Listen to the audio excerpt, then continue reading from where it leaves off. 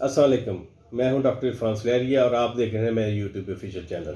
Social media पे भी मेरी जो सीरीज़ है ईच पाल, आज हम बात करेंगे इंतहाई निगहदाश्त यूनिट के बारे में। और आज के जो हमारे गेस्ट हैं, एक बहुत ही रिनोड इंतहाई निगहदाश्त यूनिट के इंचार्ज हैं बशीर हॉस्पिटल सियालकोट में, डॉक्टर हाफिज़ मोहम्मद वसीम। आज हम उनसे जानने की कोशिश करेंगे कि इंतहाई निगहदाश्त यूनिट की ज़रूरत कब पेश आती है और पाकिस्तान में आजकल इसका कितना रुझान है। तो हम अपने गेस्ट की तरफ चलते हैं। अस्सलाम वालेकुम डॉक्टर साहब, क्या हाल है आपका? वालेकुम अस्सलाम जी।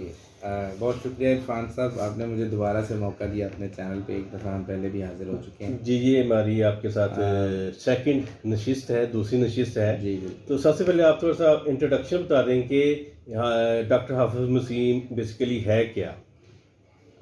जी मेरा नाम डॉक्टर हाफिज़ मोहम्मद वसीम है, जैसे आपने बताया, और मैं आईसीयू स्पेशलिस्ट के तौर पे काम कर रहा हूँ बशीर हॉस्पिटल सियालकोट में। आईसीयू इंचार्ज हूँ, हेड ऑफ़ द डिपार्टमेंट कह लें। तो 4 साल से अल्हम्दुलिल्लाह मैं इधर अपनी सर्विसेज प्रोवाइड कर रहा हूँ, और एक साल में हम तकरीबन कोई 1200 से 1400 तक पेशेंट्स जो हैं वो हमने डील किए हैं पिछले 4 साल में। ये एक एवरेज नंबर है पेशेंट्स का, तो कम ज़्यादा हो जाते हैं ड्यू टू सर्टेन सर्कमस्टांसेस। और अल्हम्दुलिल्लाह हमारा रिज़ल्ट बहुत अच्छा है। People know us with respect to our service of providing intensive care. हमने कोरोना के अंदर बहुत अच्छा काम किया सियालकोट में, और हमारे पास बहुत पेशेंट्स जो हैं वो एडमिट होते रहे कोविड-19 इन्फेक्शन के साथ। लेकिन हमारे जो है वो सर्विस ज़रा मुख्तलिफ थी बाकी हॉस्पिटल से। सबसे पहले तो ये बताएँ डॉक्टर साहब कि इंतहाई निगहदाश्त क्या है और कब और क्यों इसकी ज़रूरत पेश आती है कि हेल्थ केयर फैसिलिटी या हेल्थ केयर सेटअप में?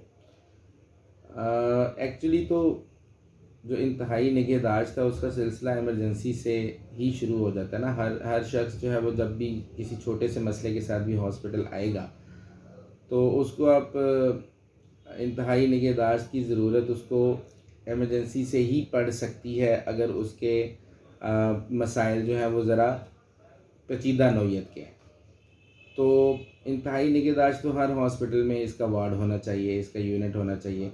लेकिन अगर हम इसको ज़रा स्पेसिफ़िकली देखें, तो एक डेडिकेटेड किस्म की हेल्थ सर्विस है, जो स्पेशलिस्ट किस्म के लोग प्रोवाइड करते हैं, और एक पूरी टीम होती है और ट्रेंड लोग होते हैं। जब एक पेशेंट बहुत ज़्यादा सीरियस और पेचीदा हालत में चला जाता है, तो उस वक्त उसके सांस को, उसके ब्लड प्रेशर को, उसकी बाकी जिस्म के जो अज़ा हैं उनके फंक्शन को, चाहे वो ब्रेन है, जिगर मतलब दिमाग है, जिगर है, गुर्दे हैं, या दिल है, और लंग्स हैं, फेफड़े हैं, इन सब में से किसी का भी फंक्शन अगर एक ख़ास हद तक नीचे चला जाए, जो अपना काम छोड़ जाए, तो हम उसको जो केयर प्रोवाइड करते हैं, एक बहुत अर्जेंट और बहुत एक्टिव होके, और बहुत एग्रेसिव लेवल पे जाके हम जब इस मसले को डील करने की कोशिश करते हैं, तो आप इसको इंतहाई निगहदाश्त कह सकते हैं। तो उसमें फिर आगे मुख्तलिफ मोडेलिटीज़ आ जाती हैं कि हम वेंटिलेटर पे पेशेंट जा सकता है, डायलिसिस की ज़रूरत पड़ सकती है, और सर्जिकल इंटरवेंशंस की ज़रूरत पड़ सकती है। जैसे कि ब्रेन के लिए अगर हम कहें कि हम न्यूरोसर्जन को ऑन बोर्ड लेके हमें ड्रेन डालना पड़ सकता है प्रेशर कम करने के लिए। इसी तरह बाकी कुछ और एक्टिविटीज़ हैं। तो ये एक स्पेशल एक्टिविटी है, जो पेशेंट जब सीरियस हो जाता है, उसकी बीमारी पेचीदा हो जाती है, वो चाहे एक सिस्टम की हो, चाहे एक से ज़्यादा सिस्टम्स की हो, तो उसके लिए जो एक्टिविटी और जो सर्विस प्रोवाइड की जाती है, उसको हम इंतहाई निगहदाश्त का शोबा कह सकते हैं, जिसमें मैं काम करता हूँ। तो डॉक्टर्स तो इसको बड़ी आसानी से समझ जाएंगे। आम लोगों के लिए ये कि जब सीरियस हो जाता है मरीज़, तो जहाँ डील किया जाता है उसको हम आईसीयू कहते हैं। आपने अच्छी बात की। डॉक्टर को तो अच्छी तरह समझ रहे हैं कि आईसीयू में शिफ्ट करना है, ये नहीं करना। तो आजकल स्पेशलिटी का दौर है। कार्डियोलॉजिस्ट है, ऑर्थोपेडिक्स है, मेडिकल स्पेशलिस्ट है, न्यूरो फिजिशियन है, न्यूरोसर्जन है। तो क्या इस शोबे में भी अलग स्पेशलिस्ट होते हैं या कोई भी आम डॉक्टर है जिसने एमबीबीएस की है वो इसको शोबे को इख्तियार कर सकता है? नहीं जी, बिल्कुल, इसके भी अलहदा से स्पेशलिस्ट होते हैं। जैसे बाकी स्पेशलिटीज़ हैं, इसी तरह इसमें भी अलहदा से स्पेशलाइजेशन होती है। और ज़्यादातर आईसीयू पाकिस्तान में एनेस्थीसिया के लोग करते हैं, या पल्मोनोलॉजिस्ट करते हैं, जो चेस्ट के स्पेशलिस्ट होते हैं। तो बहरहाल ये एक टीम अप्रोच है, इसमें एक से ज़्यादा शोबों के डॉक्टर अपना रोल प्ले करते हैं तो फिर एक अच्छा आईसीयू बनता है। और उसमें फिर जो मेन हिस्सा है जो वो एक एनेस्थेटिस्ट की तरफ से आ जाता है और बाकी सबका अपना अपना हिस्सा है इसमें।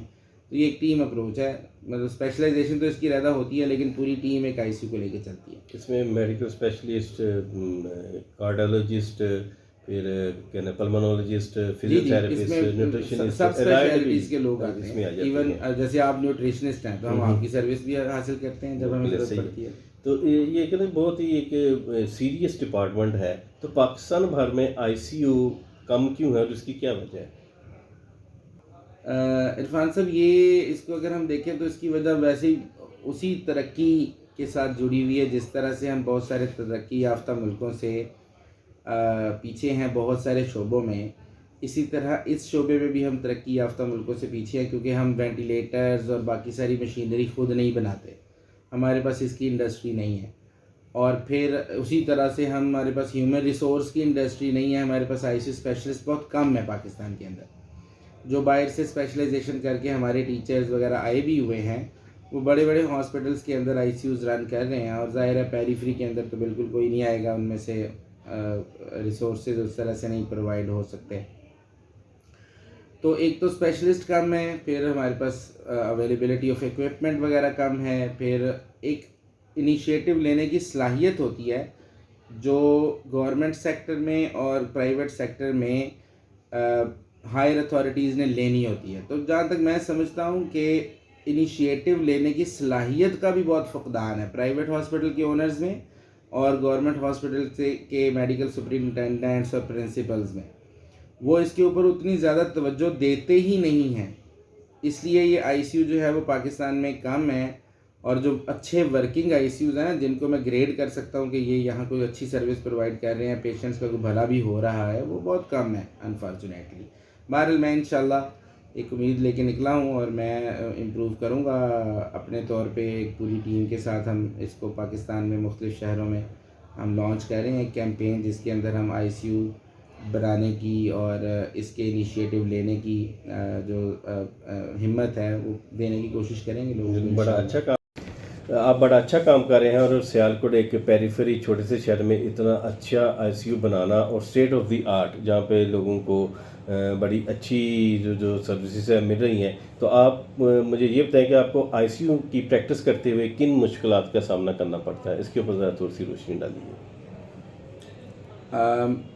आईसीयू का इंचार्ज होना और आईसीयू का स्पेशलिस्ट होना, एज एन आईसीयू स्पेशलिस्ट काम करना, उसमें यही कि एक तो आपका अपना टाइम कोई नहीं है, किसी वक्त भी आपको विज़िट करना पड़ सकता है। आप हॉस्पिटल के करीब रहते हैं, आपको पहले तो सुबह 3 से 4 घंटे राउंड करना है, फिर शाम को 3 से 4 घंटे राउंड करना है। आपको एक एक पेशेंट के हर छोटे छोटे मामलात को देखना है।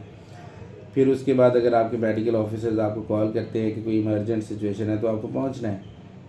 तो फिर ये कि अगर कोई एडमिनिस्ट्रेटिव काइंड ऑफ एक्टिविटी आ गई है तो वो भी आपको पहुंचना है। कोई फैमिली अगर कह रही है कि बुलाएं जी उनको, आप अपने बड़े डॉक्टर साहब को बुलाएं, उनसे बात कराएं, तो आपको आना पड़ता है। और ये रात को भी हो जाता है, दिन में भी हो जाता है, आपको मल्टीपल विजिट्स करने पड़ सकते हैं। तो ये बड़ी डेडिकेटेड किस्म की सर्विस है।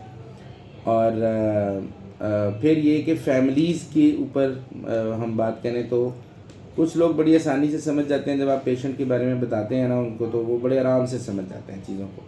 और कुछ लोगों को बड़ा मुश्किल से समझाना पड़ता है कि एक्चुअली हुआ क्या है, आपके पेशेंट के मसाइल हैं क्या, और ये इतनी सीरियस नौयत पे क्यों पहुंचा है। ये तो काफ़ी दिनों से मसाइल चल रहे थे या महीनों से चल रहे थे, और अब हमारे पास जब पेशेंट आता है ना तो बिल्कुल एंड पे पहुंचा होता है।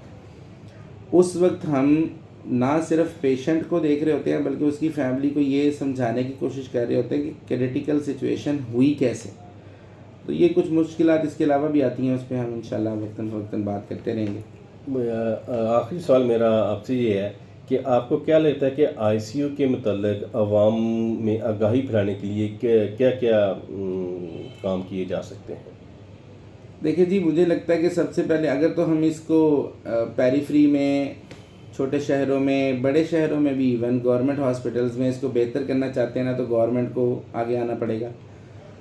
गवर्नमेंट को इसके लिए डेडिकेटेड किस्म के बंदे स्पेशलिस्ट हायर करने पड़ेंगे अपने सेटअप्स में, और उनको फ्री हैंड देना होगा कि वो इसमें लोगों को लेके आएँ और उसमें उनको ट्रेन करें, उनके ऊपर टाइम लगाएं, उनको अच्छा पे करें।